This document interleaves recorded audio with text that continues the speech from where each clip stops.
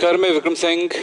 आज हम न्यूमेरिकल्स देखेंगे और इस न्यूमेरिकल को आपको भी बना के मुझे दिखाना है ताकि आपने जो सीखा है, कॉन्सेप्ट सीखा है, फॉर्मूले सीखे हैं, न्यूमेरिकल सीखे हैं, उसका हमें पता चले। और एक फाइनल लेवल हम जानते हैं कि एक दिन और करेंगे, लेकिन आज आपको करना क्या है, और इसमें आप ध्यान रखिएगा एमसीक्यूज वगैरह करने वाले हैं नेक्स्ट क्लास में। तो जो मैं क्वेश्चन यहाँ पे दे रहा हूँ उसको सॉल्व करके दिखाना है। देखें कैसे, फर्स्ट क्वेश्चन कैसे बनेगा ये जरा सोचें। फर्स्ट क्वेश्चन है, सड़े हुए अंडे जैसी गंध वाली गैस H2S गुणात्मक विश्लेषण में उपयोग की जाती है। फिर लिखा हुआ है, यदि H2S गैस की जल में STP पर विलेयता 0.195 मोलार हो तो हेनरी स्थिरांक क्या होगा। मतलब यहां पर हेनरीज लॉ के बेस पर इस क्वेश्चन को सॉल्व करना है। अब सोचो इस क्वेश्चन को बनाओगे कैसे। इसको एक बार पढ़ो, एक बार रीड करो और उसके बाद सोचो कि ये किस फॉर्मूले में फिट होगा और कैसे फिट होगा। तो चलो जल्दी करो, आप लोगों को कोशिश करते रहना है। हर एक क्वेश्चन के साथ एक कोशिश करने के लिए मैं टाइम दूंगा और उसके बाद हम इन्हें आपको सॉल्व करके दिखाऊंगा। चलिए देखें, ट्राई करो। यहां पर जो चीजें मिल रही हैं उनको ट्राई करते हैं। सड़े हुए अंडे जैसी गंध वाली एक गैस होती है H2S। H2S गुणात्मक विश्लेषण में उपयोग की जाती है। ये लाइनें आपके लिए किसी काम का नहीं होगा, मतलब न्यूमेरिकल के लिए किसी काम का नहीं, ये सिर्फ एक जानकारी है। सेकंड स्टेप न्यूमेरिकल का पोर्शन आ जाता है। यदि H2S गैस की जल में STP पर विलेयता 0.195 मोलार हो तो हेनरी कांस्टेंट क्या होगा। यहां पर जो दिया गया है वो क्या क्या चीज है। अगर हम गिवन की बात करें तो क्या क्या चीज है। यहां पर है A तो आपके पास वाटर है, पानी है, लेकिन B आपके पास है H2S। फिर बोला जा रहा है कि उसमें STP पर का मतलब क्या हुआ। STP पर मतलब हुआ स्टैंडर्ड टेम्परेचर एंड प्रेशर। तो यहां पर आपके पास टेम्परेचर है कितना, 25 डिग्री सेल्सियस, यानी कि 298 केल्विन पर, और प्रेशर है 1 एटमॉस्फेरिक के बराबर, यानी कि 1 बार के इक्वल। बार और एटमॉस्फेरिक प्रेशर लगभग इक्वल होता है, तो एकदम ज्यादा उसमें कैलकुलेशन के टाइम में कोई ऐसा मत करे। बस 1 एटमॉस्फेरिक भी लिख सकते हैं, 1 बार भी लिख सकते हैं।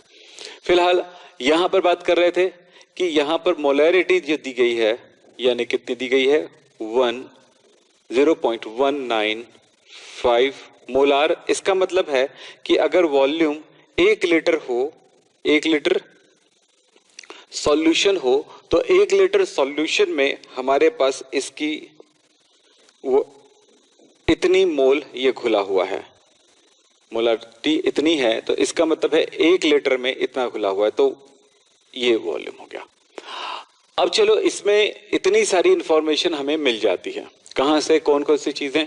STP से तो ये इतना रिलेट हो जाता है, ये दोनों बातें तो क्वेश्चन के वाइज पता चल जाता है, सॉल्यूशन है। और 1 मोलार, इतना मोलारिटी इतनी दी गई है, इसको इतना हुआ, ये हुआ। अब यहां पर हमें करना क्या है, हम एक फॉर्मूले की तरफ चलें तो हमारे काम आसान हो जाएगा। हेनरीज लॉ का फॉर्मूला क्या है। फॉर्मूला है pressure is equal to KHX, ठीक है, KHXB। ये लीजिए, क्योंकि यहां पर क्या है, प्रेशर जो है, जितना मोल फ्रैक्शन घुलेगा, जितना प्रेशर लगाओगे उतना मोल फ्रैक्शन घुलेगा। सो आपको कैलकुलेट करना क्या है, KH, हेनरीज कांस्टेंट, ये आपको कैलकुलेट करना है। फॉर्मूला आपको इस बेस पर क्या मिल गया, KH इज इक्वल टू, बोलो, P/XB। इस तरह से आपको फॉर्मूला मिल गया है। हम इस जगह पे, ये क्वेश्चन नंबर 1। अब चलते हैं कि आपको मोलैरिटी दी गई है XB की तरफ जाना है। मोलैरिटी से XB कैसे कैलकुलेट करेंगे आप? अब देखो क्या क्या बातें मिलने वाली है। मोलैरिटी, आपको फॉर्मूला पता होगा मोलैरिटी का। मोलैरिटी इज इक्वल्स टू क्या होगा? एन, यहां पर WB को लेके चल सकते हो, MB को लेके चल सकते हो, तो मैं यहां पर डायरेक्ट लिख देता हूं NB बाई V। सो आपको NB का मतलब मिल गया है कितना? M into V। Equation number 2 ले लेता हूं। मोल फ्रैक्शन की तरफ चाहते हैं, उसके साथ संबंध स्थापित करेंगे, तो XB is equals to NB by NA plus NB। M भी पता है, V भी पता है ना, इसलिए हमने ये रखा। अब यहां पर यह बोला गया है कि XB हमें NB के साथ संबंध यहां पर स्थापित करने हैं, ठीक है। तो ये कितना हो जाएगा? जरूर XB की वैल्यू हमको कैलकुलेट करना है, तो हम इसमें से इनमें ये वैल्यू रख देते हैं। तो XB इज इक्वल टू, क्योंकि यहां पर आपको XB का वैल्यू पुट करना है, यस। सो हमारे पास क्या हो जाएगा? ये हो जाएगा M into V divided by क्या हो जाएगा? NA plus NB। इस जगह से हमें क्या मिल जाएगा? देखो P की वैल्यू प्रेशर 1 बार मिल गया है, XB यहां से कैलकुलेट हो जाएगा, KH मिल जाएगा। चलिए, आपको काम बस करते रहना है, समझते रहना है एक पॉइंट्स को। तो अब सवाल आता है कि Na कितना है? पानी का, जब पानी रहता है शुद्ध अवस्था में, तो पानी का मोलैरिटी यानी 1 लीटर विलियन में कितने मोल घुला हुआ है, वो होता है कितना? क्योंकि यहां पर 1 लीटर की बात चल रही है ना, तो कितना होगा? और ये 1 लीटर पे है, 1000 पे है, तो 1 लीटर पे ये कितना है? तो Na, एक्चुअली सुनिएगा, Na कैसे कैलकुलेट कर सकते हो? Na इज इक्वल टू होगा WA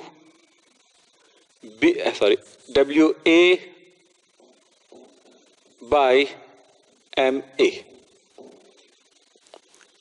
Na is equal to, ये हमने पानी अगर शुद्ध है, पानी यदि शुद्ध है और वो 1 लीटर है, तो वो 1000 ग्राम है, तो ये हो जाएगा 1000 ग्राम डिवाइडेड बाई 18। 1000 बटा 18 कितना होता है? 55.5। चेक कर लेते हैं, कहीं आपको तकलीफ हो तो चेक करके देखो जल्दी से।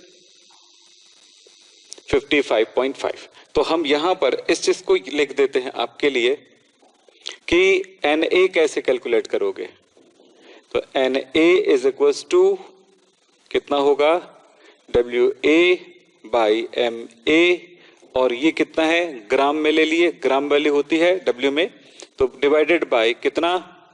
18 इज इक्वल टू कितना हो जाएगा? ये 55.5। चलिए, अब किसकी जरूरत है? अब बेटा किसकी जरूरत है? अब जरूरत है M हो गया, V हो गया, Na हो गया, NB की जरूरत है। तो NB 1 लीटर में मोलों की संख्या इतनी ही है। अगर आप इस तरफ जाते हो, M is equal to NB by V, तो ये आपके पास कितना लिखा हुआ है? 0.198 इज इक्वल टू NB आपको कैलकुलेट करना है, और ये लीटर 1 है, तो NB इज इक्वल टू, ये दोनों मल्टीप्लाई कर दो तो ये देखिएगा बिल्कुल सेम होता है। मोलैरिटी की वैल्यू मोलैरिटी की वैल्यू जितनी होती है उतनी ही 1 लीटर में NB की वैल्यू भी उतनी ही होती है। सो आपके पास NB भी पता है। ये सब दुनिया भर का लिखने की जरूरत नहीं पड़ती है, यहीं से हम इस चीज को लिख सकते हैं। इस प्रकार से NB का वैल्यू हो गया 0.195। तो NB भी मिल गया, Na भी मिल गया, सारी चीजें हमारे पास है। सो हमारे पास हुआ XB is equal to M 0.19, कितना 198 है कि 195 है? 195 है, 195 इंटू वी है 1 एन ए कितना है 0.195 प्लस ये प्लस में है 55.5 X B is equal to 0.195। Note करेंगे बेटा, बाकी बाद में तो प्रैक्टिस करना ही है आपको। तो इसमें कितना हो जाएगा, ये हो जाएगा 55 ये कितना हो गया 5 9 और ये 6 इसका। तो एक्स बी की वैल्यू मैं कैलकुलेट कर देता हूं इस प्रकार से। एक्स बी की वैल्यू आ रही हमें 3.5 इंटू 10⁻³ ये एक्स बी हो गया। अब अगले स्टेप में जाते हैं फॉर्मूला नंबर 1 से, फ्रॉम इक्वेशन नंबर 1। तो इस इक्वेशन नंबर 1 में वैल्यू पुट करो कि H is equal to P की वैल्यू कितनी है 1 divided by 3.5 into 10⁻³ is equal to, calculate कर देते हैं, ये वैल्यू हो जाती है आपके लिए कितना 0.2857 इंटू 10⁻, ऊपर चला गया तो ये हो गया 3। इसका मतलब हो गया 285.7 बार। ये हुआ आपका आंसर। नोट कर लीजिए जल्दी से। WA1000 क्यों लिया गया है उपेंद्र जी?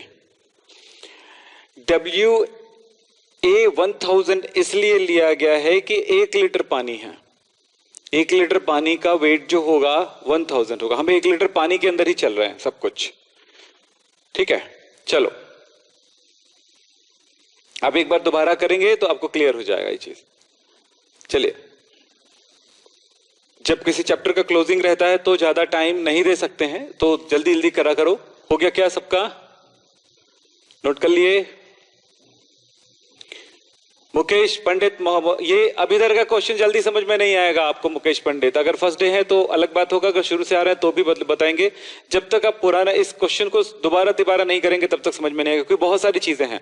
देखने में ऐसा लग रहा है कि KH निकालना है, ये फॉर्मूला है, इस फॉर्मूले पे आपको ये निकालना है, लेकिन आपको XB कैलकुलेट करना है। डायरेक्ट XB दिया जाता तो पुट करते हो जाता, लेकिन उन्होंने XB नहीं दिया। तो XB नहीं दिया, उसकी जगह क्या दिया? मोलैरिटी दिया गया।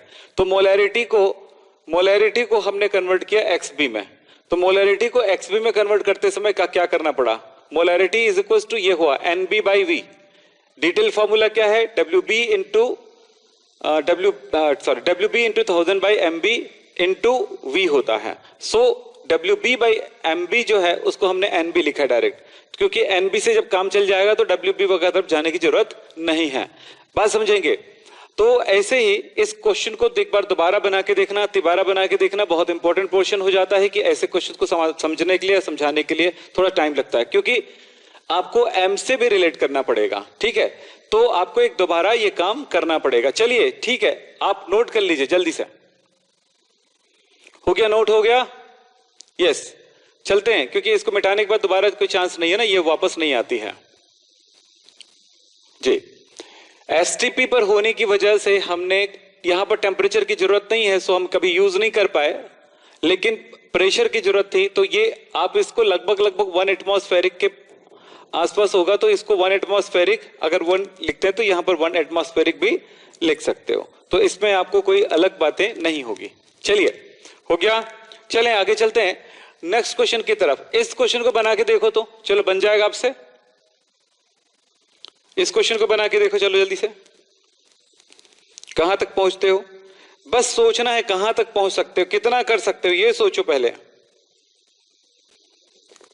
इस क्वेश्चन में है 298 केल्विन तापक्रम पर जल का वाष्प दाब 23.75 mm है।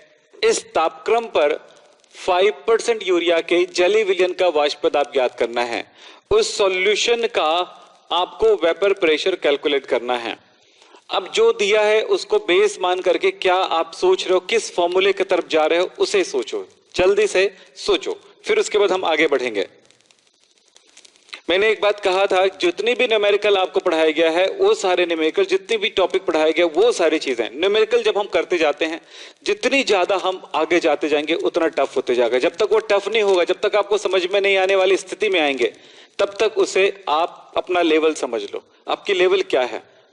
जब तक समझ में आ रही तब तक लेवल वही है, और जैसी एक स्थिति आ जाती है कि इस लेवल का नहीं समझ पा रहे हैं, तो उस लेवल को आपको क्रॉस करने में आना है आपको, समझ रहे हो। इसीलिए बोला गया है कि कुछ बातों को समझते जाएंगे।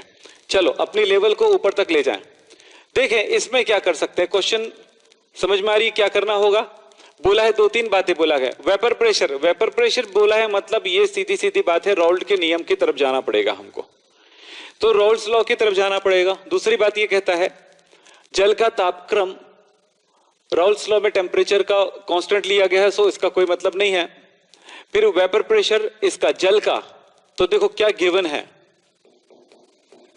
गिवन क्या है, जल का वाष्प दाब, मतलब ये शुद्ध जल का हुआ, तो हमने ए हमारे पास जल है और सॉल्यूशन बी क्या है हमें नहीं पता, यूरिया है, यस बी हमारे लिए यूरिया है, यूरिया NH2CO NH2, जिसकी जरूरत पड़ेगी हम यूज करेंगे, ठीक।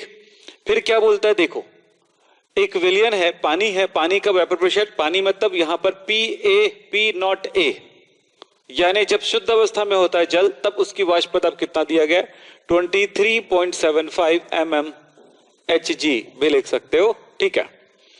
फिर यूरिया, यूरिया 5%, इसका क्या मतलब हुआ, WB यूरिया जो है वो 5 ग्राम है, तो WA plus WB is equal to कितना है, ये होगा 100 ग्राम, तो WA इज इक्वल टू कितना हुआ 95 ग्राम। इतनी चीजें यहां से परसेंट से इतनी चीजें एक साथ पता चलता है।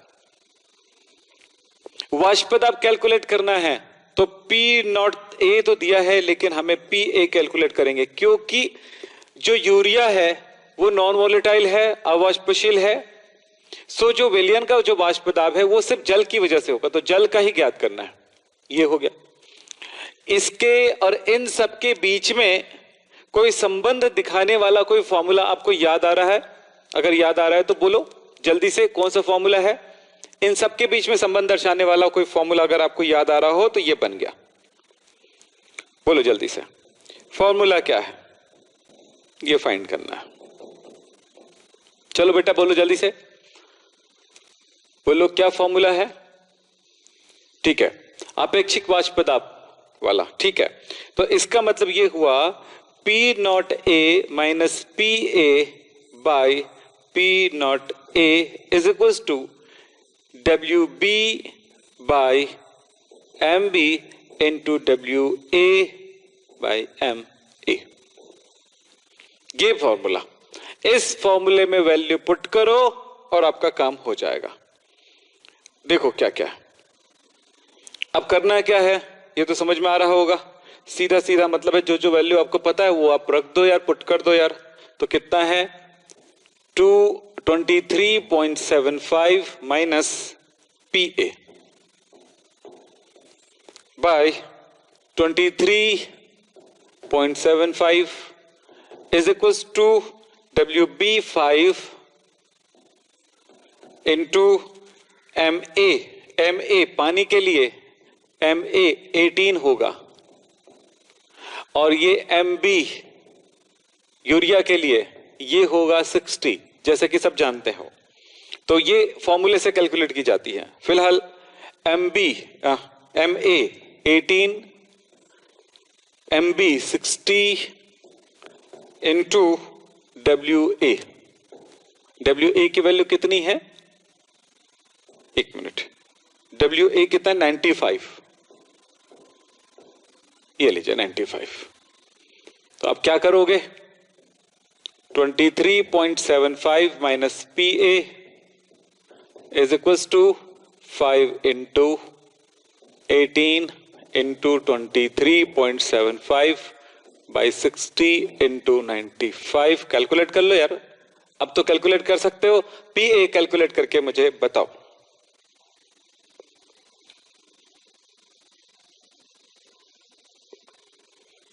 मैं यहां पे कैलकुलेट करके दे देता हूं मैं आपको 23.75 minus P A is equal to, उनको कैलकुलेट करने पर मुझे मिल रहा है 0.375, और आपको इस तरह से पी ए की वैल्यू क्या मिलने वाली है, ये वैल्यू उस तरफ जाने पर नेगेटिव हो जाएगा, सो ये होगा नेगेटिव 23.75 और ये प्लस है 0.7375 और ये हो जाएगा पी, साइन चेंज करेंगे तो ये हो जाएगा प्लस 23.75 माइनस 0.375, क्योंकि यहां पर माइनस है ना इसलिए इसको पॉजिटिव रखना जरूरी है जो भी वैल्यू कैलकुलेट करना है।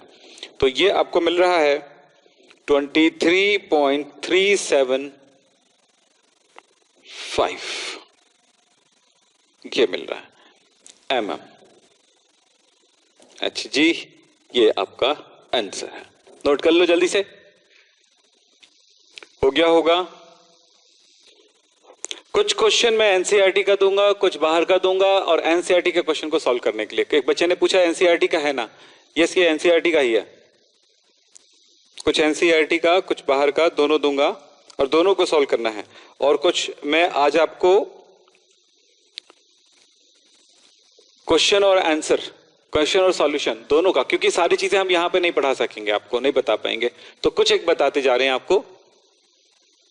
एमएमएचजी प्रेशर होता है, प्रेशर यूनिट होता है, जैसे एटमॉस्फेरिक होता है, बार होता है, पास्कल होता है, वैसे ही ये याद रखना बेटा कि सेम क्वेश्चन कभी भी एग्जाम में नहीं आएगा, चाहे वो एनसीईआरटी का हो चाहे बाहर का हो। अगर 12th में हो तो 11th में एक बार आ जाता है स्कूल के लेवल पे जब एग्जाम होता है तो, लेकिन 12th में ऐसा कभी नहीं होता है।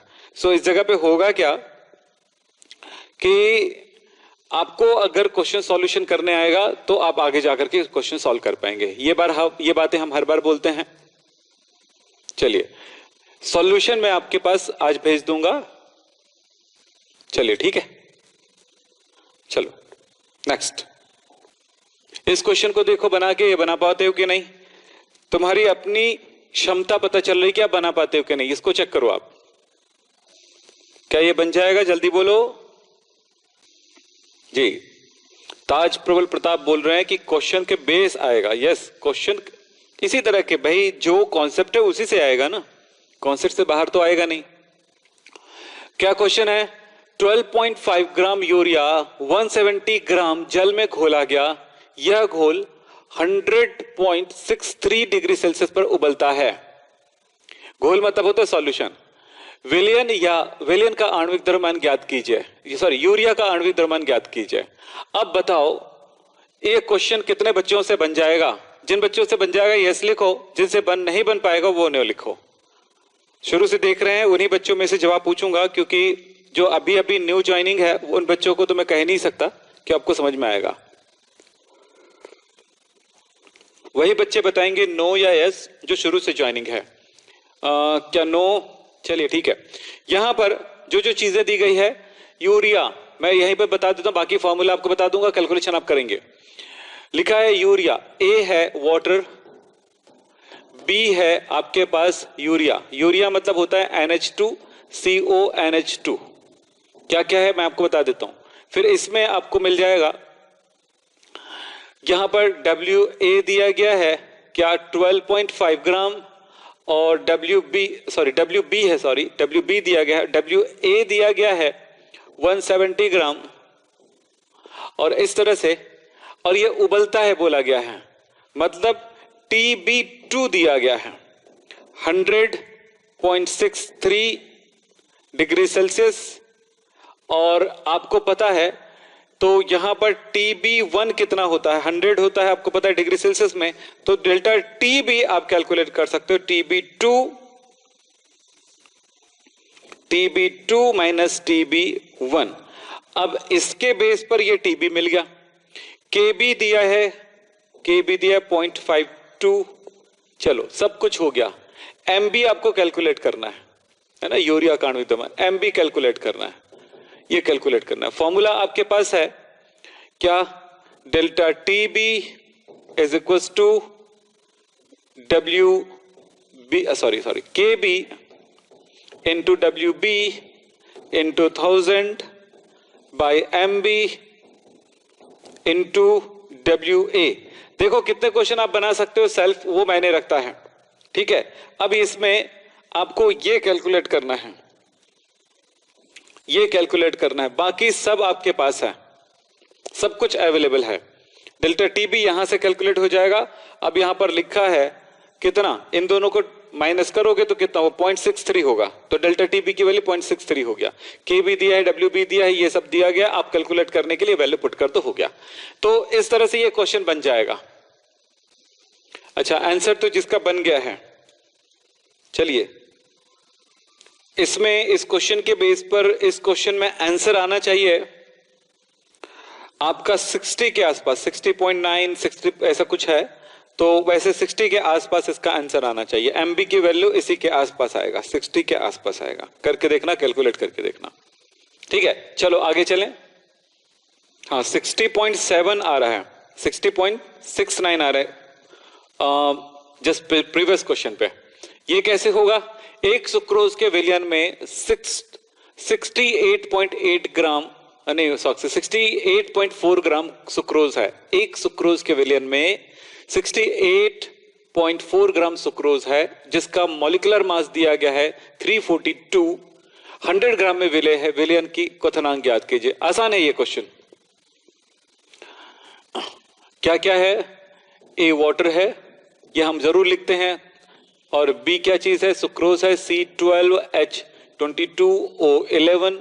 तो इसका एम बी हमारे पास दे दिया गया है 342। ये याद भी रख सकते हो या कैलकुलेट कर सकते हो। कैलकुलेट मत करो, ज्यादा याद रखो, क्योंकि टाइम लगता है, उसमें टाइम बर्बाद नहीं करने का। और वो डब्ल्यू ए दिया गया है 1000 ग्राम, और डब्ल्यू बी दिया गया है 68.4 ग्राम, ये दिया गया है। आपको कैलकुलेट क्या करना है, विलियन का क्वथनांक TB2 आपको कैलकुलेट करना है। TB2 कहां से मिलेगा, delta TB is equal to TB2 minus TB1। और आपको पता होना चाहिए कि TB1 जो वैल्यू है वो 100 डिग्री सेल्सियस में होगा, अगर डिग्री सेल्सियस में कैलकुलेट कर रहे हो तो। ये फॉर्मूला, अब एक फॉर्मूला तो ये हो गया। सेकंड फॉर्मूला आप कहां जाओगे, डेल्टा टीबी अभी किए थे, ये बन गया बेटा। आपको मुझे दोबारा इस क्वेश्चन को सॉल्व कराने की मुझे जरूरत नहीं है।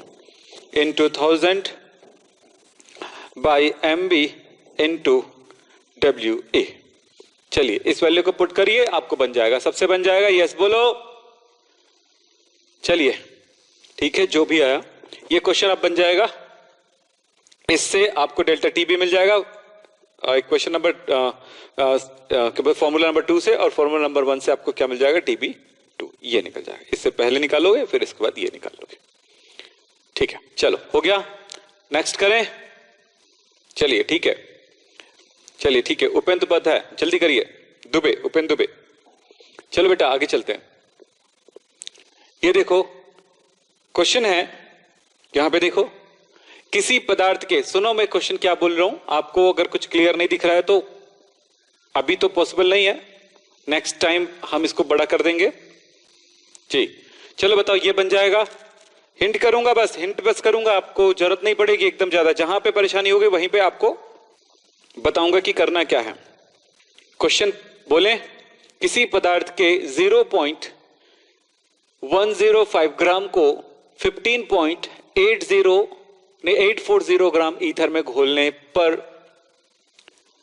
किसी पदार्थ का कोई सॉल्वेंट है, वो कितना है, ओनली 0.105 ग्राम है, उसको ईथर में घोला गया। ईथर यहां पर सॉल्वेंट है।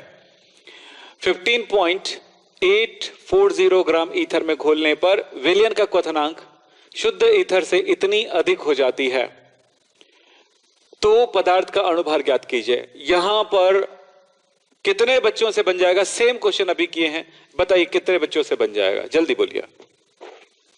अच्छा नेक्स्ट टाइम आपका, हाँ तो यहां पर जो चीजें दी गई है उस पर ध्यान दीजिएगा।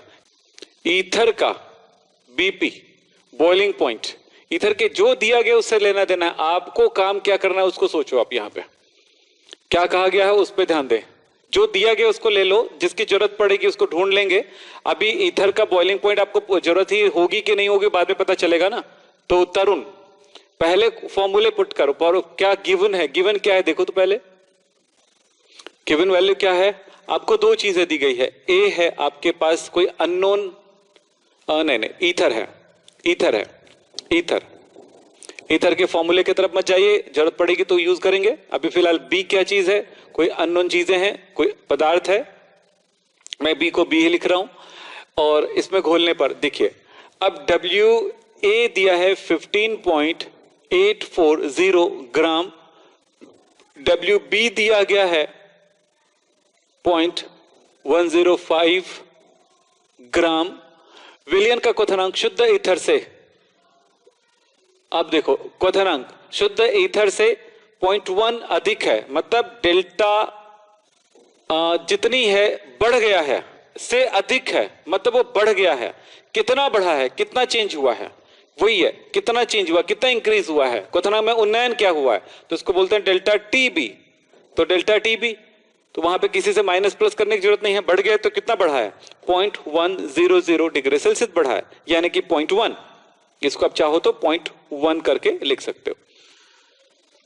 पदार्थ का अणुभार ज्ञात करना है, एमबी ज्ञात करना है, आपको कैलकुलेट करना है। अब तो बन जाएगा, ईथर का के बी दिया है तो कितना दिया है 2.16।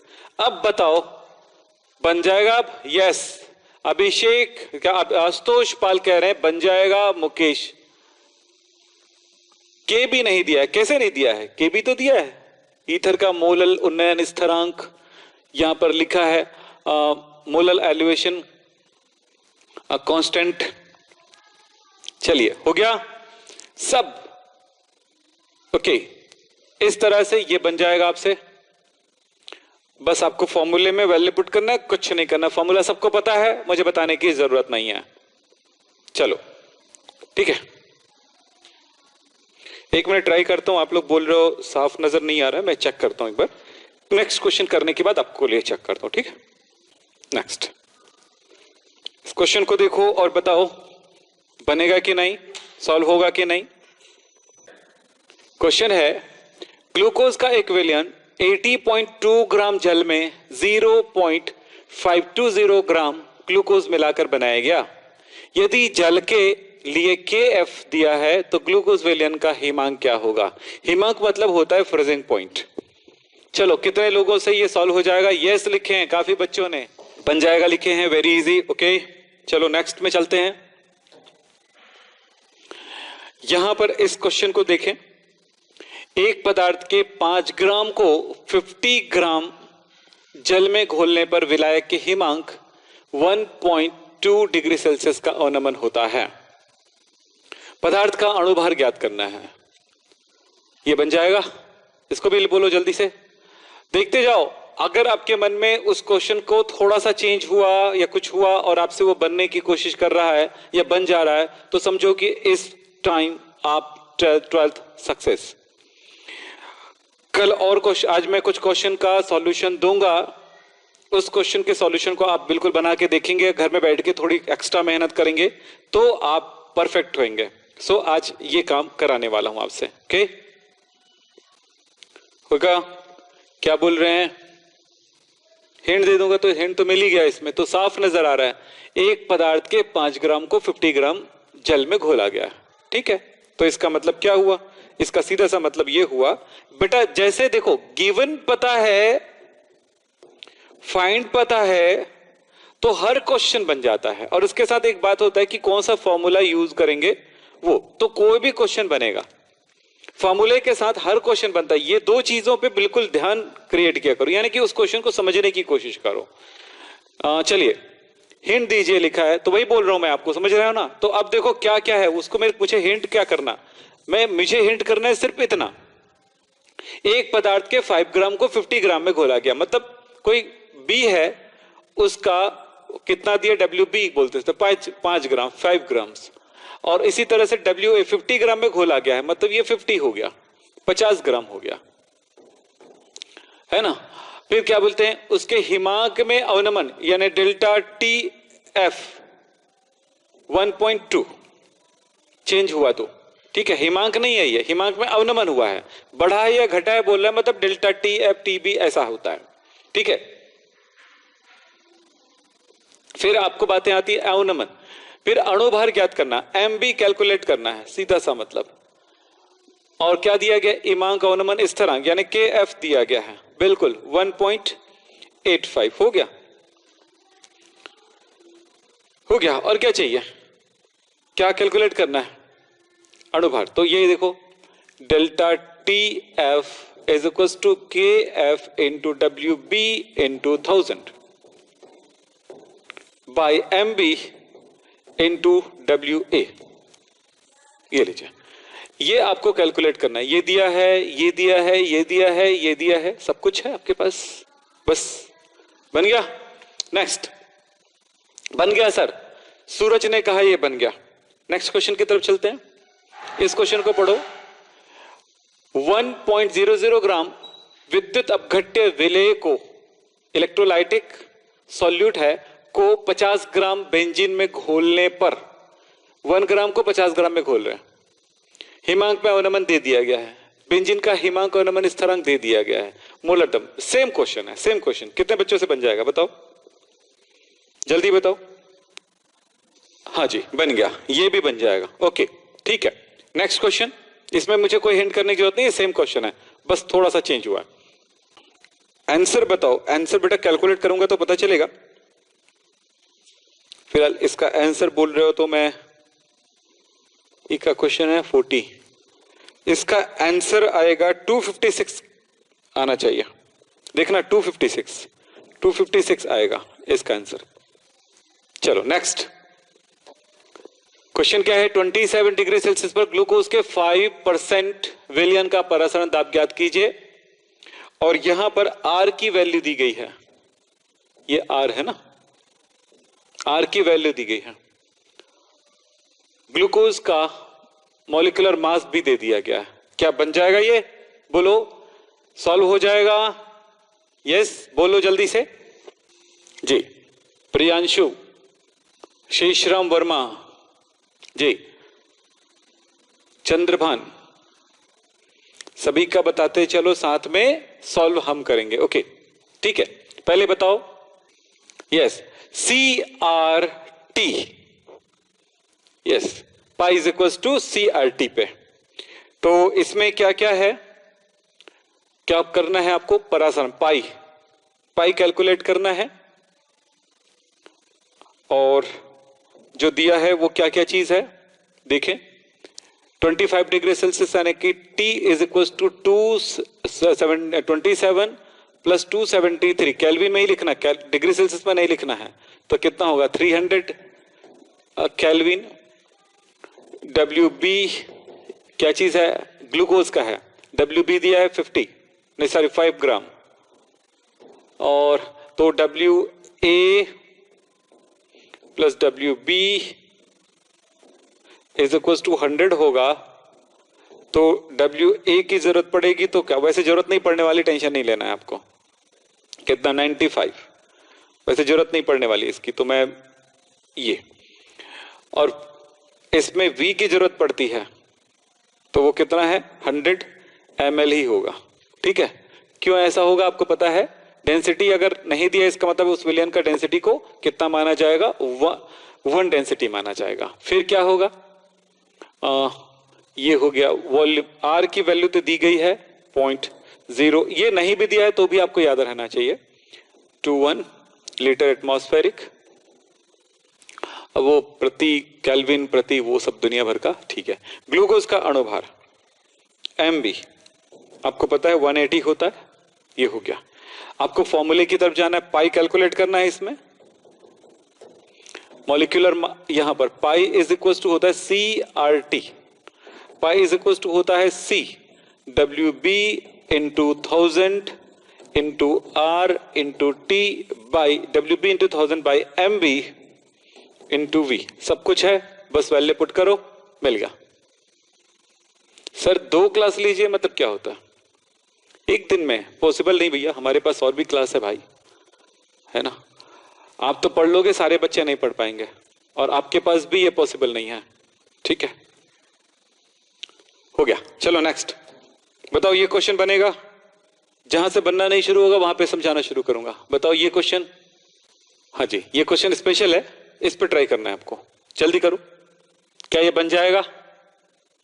क्वेश्चन लिखा हुआ है, ग्लूकोज के 1 विलियन का 27 डिग्री सेल्सियस पर परासरण दाब 2.463 वायुमंडल है यानी एटमॉस्फेरिक है। ग्लूकोज विलियन का प्रति लीटर सांद्रता बताना है। आपको यहां पर क्या बताना है? सांद्रता बताना है, यानी कॉन्सेंट्रेशन बताना है। किसमें? ग्राम प्रति लीटर में, ग्राम पर लीटर में। बताओ ये बन जाएगा? रोहित, पुष्पांजलि जी, जी हाँ जी। सी का मतलब, सी का मतलब मोलर कॉन्सेंट्रेशन। आप शुरू से नहीं पढ़ रहे हो। करण केकेडी आपको बोला था बेटा, ऐसे यहां पर आप सर चीज का मतलब नहीं पूछ सकते हो क्योंकि समझ में ही नहीं आएगा। मैं यहां पर तो बता दूंगा, जो पूछोगे वो बताऊंगा। कॉन्सेंट्रेशन है बतानी है ना, हाँ कॉन्सेंट्रेशन बतानी, यानी कि ग्राम पर लीटर में इसकी कॉन्सेंट्रेशन बताना है। सॉल्यूशन में नहीं बताना है, सी में नहीं बताना है। वो सी मतलब मोलर कॉन्सेंट्रेशन है, एम मतलब मोलैरिटी है। Molarity and molar concentration same होता है। सो क्या है, देखो क्या करना है आपको बताता हूं, ध्यान से सुनिए। यहां पर जो भी चीजें हैं, क्या दिया है? T27 प्लस 273 यानी कि 300 हुआ है ना, 300 केल्विन। फिर क्या बोला गया है? पाई इज इक्वल टू कितना दिया है? 2.463 एटमॉस्फेरिक। बस इतनी चीजें आपको नजर आ रही है। ठीक, आपको क्या करना है? फॉर्मूला आपको पहले तो सी कैलकुलेट करना है। सी मतलब होता है, मैं लिख देता हूं यहां पे, सी है मोलार कॉन्सेंट्रेशन, मोलर सांद्रता, इसको कहते हैं मोलरता। मोलरता जो चाहिए आप बोलिए, ठीक है, इसको ये इतने नामों से जानते हैं। ये आपको कैलकुलेट करना। ये कैलकुलेट करने के बाद आपको कॉन्सेंट्रेशन कैलकुलेट करना है। कॉन्सेंट्रेशन जिसको सांद्रता कहते हैं, और सांद्रता की यूनिट क्या होगी? यहां पर होगा ग्राम पर लीटर में कैलकुलेट करना, ये कैलकुलेट करना। तो फॉर्मूला क्या होगा आपको सबको पता है। फॉर्मूला क्या होगा?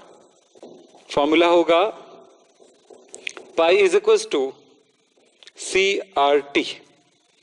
तो भैया आपको पता है आर की वैल्यू 0.0821 लीटर एटमॉस्फेरिक में होता है।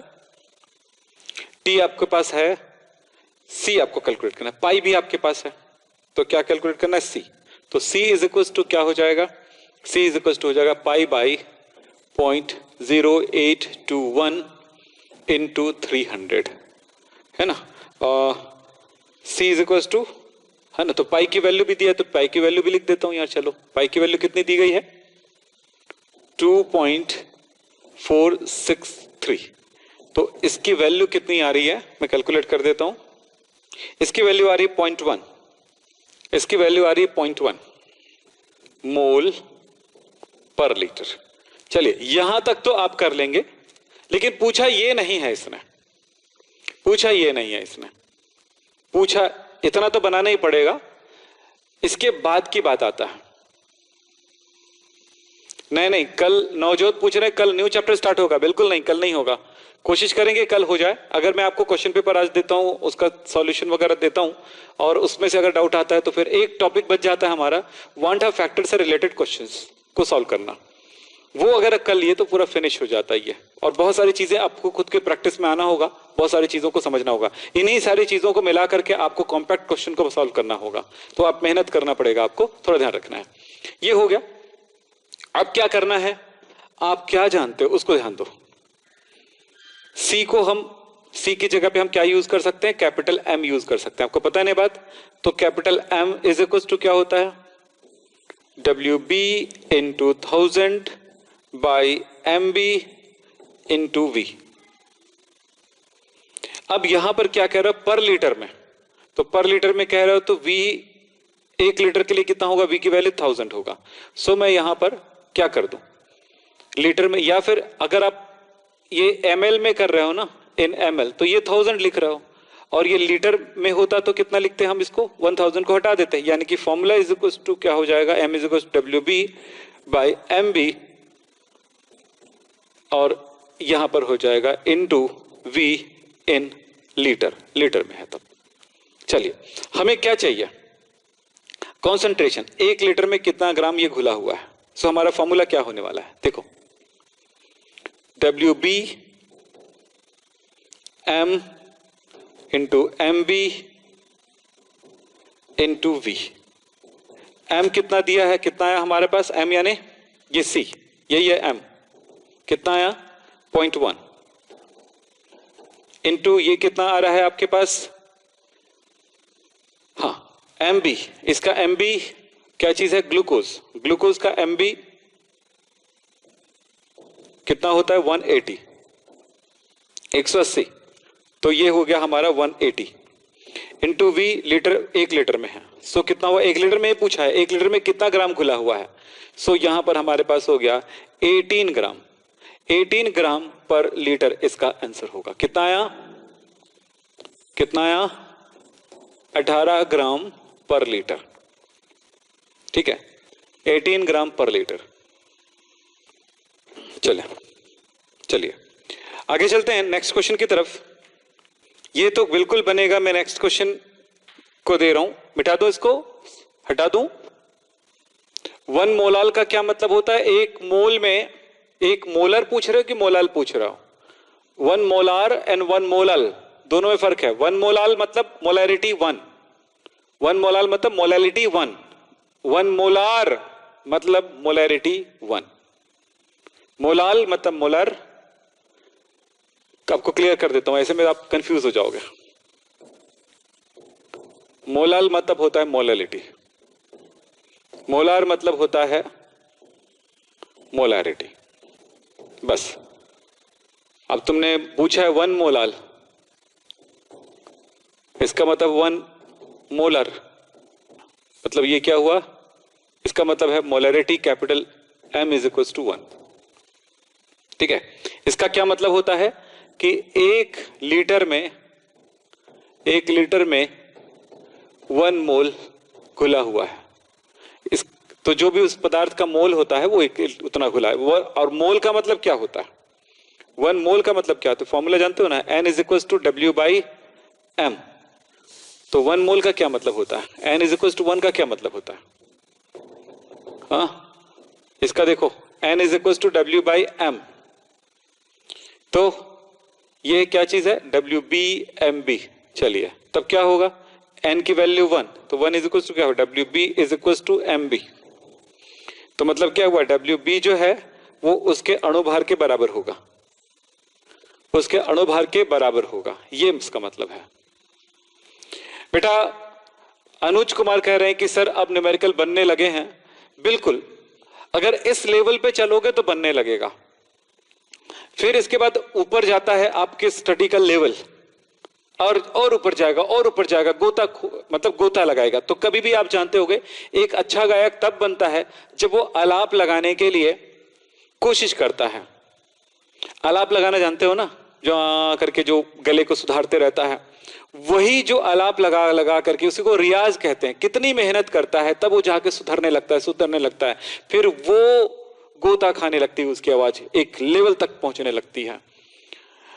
तो वो कहां से, बेस से, तब वो गाने की स्थिति में जाता है। बोल जो है यानी शब्दों को फिर बोल कर गा करके बोलता है या बोल करके गाता है। पहले बिना शब्दों के वो गाता है, फिर वो शब्दों के साथ गाता है। वही कहानी है कि जो बेस लेवल है उसको ठीक बनाइए, अपने आप बड़े लेवल आप पकड़ लोगे, बड़ी चीजों को समझने लग जाओगे। सो इस चैप्टर को दोबारा एक बार पूरा प्रैक्टिस में आ जाओ, कर लो, फिर एक और बस थोड़ा समय और ले रहा हूं, 1-2 क्वेश्चन, फिर उसके बाद आगे चलते हैं, आप लोग बना के रखोगे। क्वेश्चन नंबर 11, इस क्वेश्चन को बताओ क्या बन जाएगा। ये तो बहुत आसान है। सुक्रोज के 1 विलियन में 68.4 ग्राम क्या बोलते हैं सुक्रोज 100 मिलीलीटर विलियन में है, 1000 मिलीलीटर विलियन में है, तो 293 केल्विन पर उसका परासारण दाब ज्ञात कीजिए। बन जाएगा, यस बोलो। इसका स्क्रीनशॉट ले लो। इसमें कुछ भी नहीं है, जो भी वैल्यू आपके पास है सीधा रखना है, वैल्यू पुट करना है। इसमें आंसर आ रहा है, मैं आपको बता दूं आंसर आएगा इसमें आएगा आंसर 4.8 ATM। ठीक है, बना के देखिएगा। नेक्स्ट, ये क्वेश्चन है 290 केल्विन पर ग्लूकोज के 1.8% विलयन का परासरण दाब 2.4 एटमॉस्फेरिक है। ग्लूकोज का आणविक द्रव्यमान ज्ञात करना है। क्या ये बन जाएगा? किससे रिलेट है? ये भी परासरण दाब से रिलेट है। क्या ये बन जाएगा? यस बोलो जी, बोलिए जल्दी से। हाँ तो बोलो जी, बन जाएगा।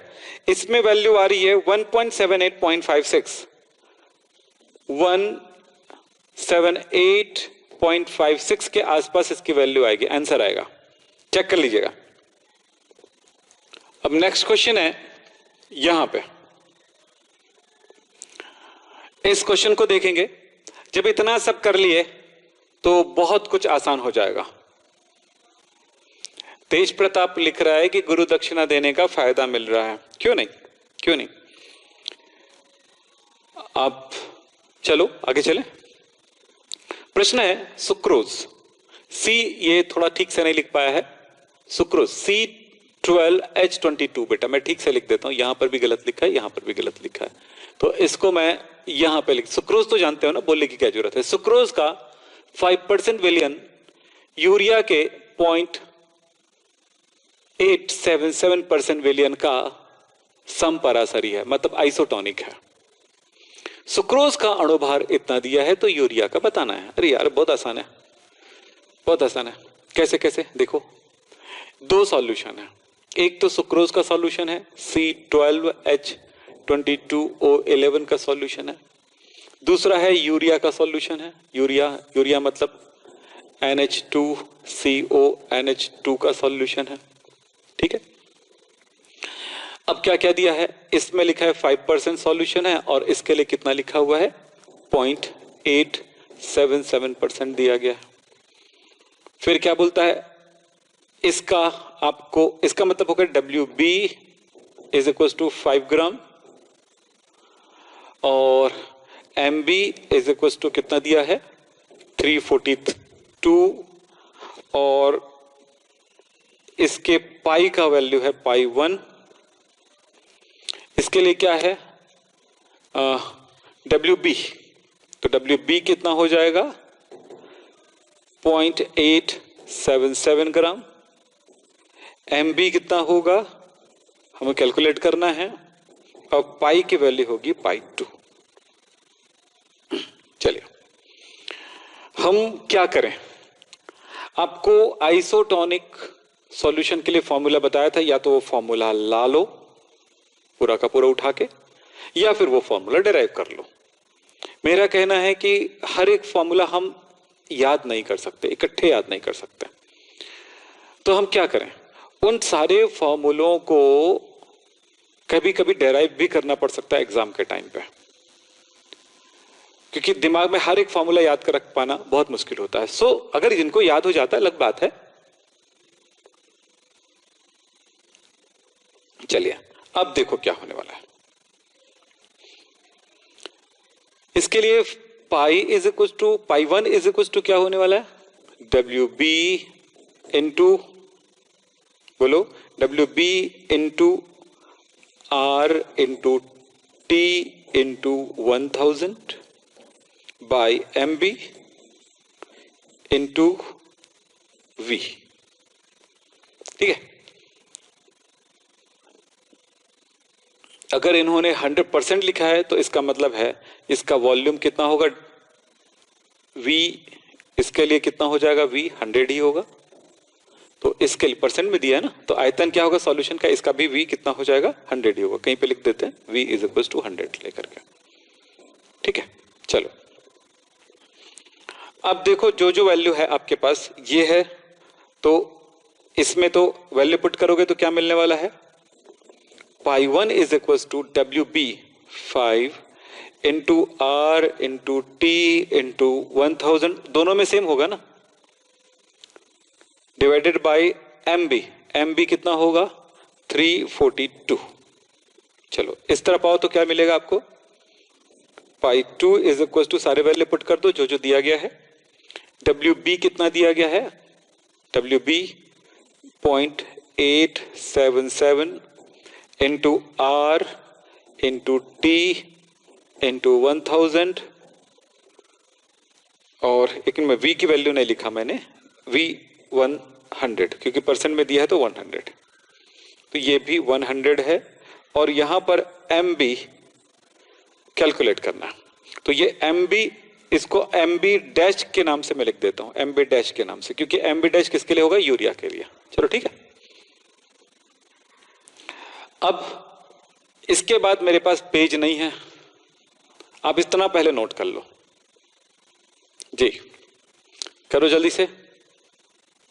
बट उसमें वाटर आता कैसे है भैया मेरे, जब सॉल्यूशन बोल रहे हो और सॉल्वेंट के बारे में कह नहीं रहे हो, तो मैंने बोला शक्कर का सॉल्यूशन, शक्कर का विलयन, तो कहां किस में घोलोगे, शक्कर का विलयन बोलते ही कोई ये नहीं बोलता है कि ईथर में विलयन, अगर ईथर में घुला हुआ है तो बोलेंगे भाई शक्कर का ईथर में विलयन। भले जहां पर आपको सॉल्वेंट के बारे में नहीं बताया गया है, विलायक के बारे में नहीं बताया गया, तो वहां पर जल ही होगा, पानी ही होगा। ओके चलो हो गया। हाँ वो फॉर्मूला बनेगा, देखना मैं फॉर्मूला ड्राइव करके बता रहा हूं। अब समपरासरी यहां पर मिटाना पड़ेगा मुझे, तो इतना हटा दूं, नीचे आप सब काम करेंगे। तो आइसोटोनिक का मतलब क्या हुआ, समपरासरी का मतलब क्या, आइसोटोनिक का मीनिंग होता है कि पाई 1 इज इक्वल टू पाई 2, दोनों एक दूसरे के आइसोटोनिक है। सो दोनों फॉर्मूला इक्वल हो जाएगा, बराबर हो जाएगा। सो इसका वैल्यू क्या है आपको, 5 into R into T into 1000 divided by क्या मिला 343। हाँ डायरेक्ट फॉर्मूला यूज कर सकते हो ना, मैंने जो बोला था, कुछ नहीं करना है यार, ऐसे है formula WB1 by MB1 is equal to WB2 by MB2, direct formula use कर सकते हो, मैंने ये कहा था। लेकिन आपको मैं यहां पर पूरा वर्क करके दिखा रहा हूं ताकि आपको ये बात अच्छा लगे। क्या बोल रहा है सर, आप कंफ्यूज्ड हो गए, वेरी गुड, मानना पड़ेगा। इनटू ये 1000 सॉरी 100 इज इक्वल टू, उधर का इसमें लग दो पाई 2 की value 0.877 into R into T into 1000 by MB dash कर दिए हो तो ये लो 1000। सारी जो चीजें, अब मैं इसको हटा देता हूं, चलिए जो जो चीजें आप दोनों तरफ मिल रहा है उसको काटा जा सकता है, ये सारी चीजें हट गई, देख लो। तो फॉर्मूला जो है एकदम सिंपल सा फॉर्मूला है, हमने उस दिन डेराइव करके दिखाया था, कॉपी ओपन करके देखिए। ठीक है, अब क्या मिला आपको, अब आपको मिला MB dash is equal to 0.877 340 कितना 342 यार 342 डिवाइडेड बाय 5 कितना आया बोलो, कैलकुलेट करके बताओ जल्दी से कितना आया। मिल रहा है 59.98 के आसपास, यानी कि 60।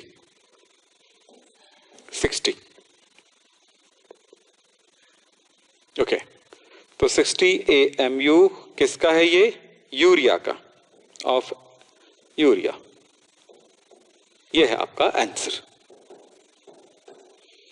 अब आपको ये कह दूं कि इस क्वेश्चन को आप शॉर्ट में भी बना सकते हो, जैसा कि आपको पता है कैसे, जब आइसोटोनिक हो तो फॉर्मूला डायरेक्ट आप यूज कर सकते हो। क्या, जैसे बताया ना, WB1 by MB1 is equal to WB2 by MB2, बस इस फॉर्मूले में वैल्यू पुट करो, बन जाएगा। पर मैं नहीं चाहता था कि इस तरह से बताऊं, क्योंकि कई बच्चों का रहेगा सर वो फॉर्मूला कहां से आया, तो फॉर्मूला मैंने निकाल के दिखा दिया आपको। ठीक है, एक बार और बता चुका हूं आइसोटोनिक सॉल्यूशन समझाते समय। ठीक है, जी, आइसोटोनिक हम बता रहे थे, उस टाइम हमने इसको सॉल्व किया था। ओके, ऐसे और भी क्वेश्चंस हैं, जैसे यहां पर ये क्वेश्चन बन जाएगा, बोलो। तो क्वेश्चन नंबर 14 से आगे की चीजें देखेंगे। टाइम बहुत हो चुका है और ये हो गया है 1 घंटे 16-17 मिनट हो चुका है आज के क्लास स्टार्ट हुए। सो आज की ये क्लास यहीं पे समाप्त करते हैं। नमस्कार, फिर मिलेंगे कल, जो कि इस चैप्टर के लिए फाइनल क्लास होने वाला है। तो फिर उसके बाद हम चैप्टर नंबर 3 चालू करेंगे। तो फिर आप सब कुछ बना के रखिए, तैयार करके रखिए। तो आज की क्लास यहीं पे समाप्त करते हैं। नमस्कार, धन्यवाद।